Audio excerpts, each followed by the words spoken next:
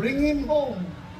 Na in the first place, hindi ko naman talaga siya napigilan na ibiyahe doon sa ICC. Kaya napakasama ang loob ko. Nung nangyari yun, hindi ko alam kung anong naramdaman ko.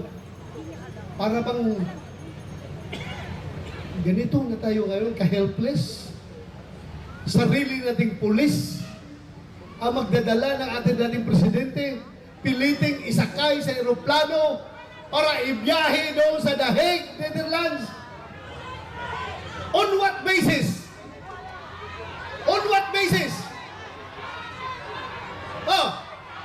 Palaging sinasabi ni President Marcos, hindi namin nire-recognize ang ICC kasi hindi natin membro.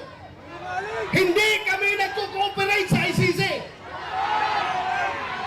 Anong ginawang rason ni Pangulong Bongbong Marcos? Interpol! Bullshit! Interpol! Ako! Naging chief PNP ako! Alam ko ano ang papel ng Interpol sa mundo!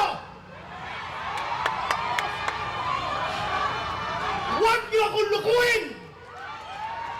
Commitment sa Interpol! Bullshit!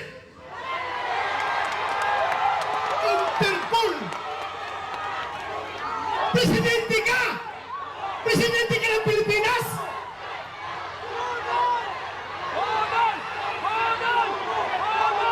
Presidente ka ng Pilipinas!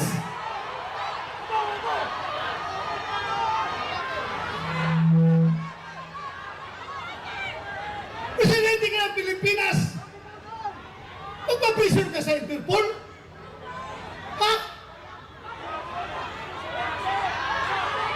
Pero ang lumalabas, mas gigil na gigil, mas atat na atat sila kaysa Interpol, kaysa ICC.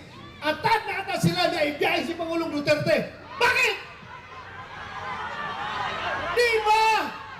Di ba katungkulan na ating gobyerno ayon sa ating konstitusyon to protect, to serve and protect the Filipino people? Sinong siniservisyohan niya? Yung mga dayuhan, hindi ang Filipino people. Kasi ang Filipino people, yun ang pinadala niya doon sa The Hague.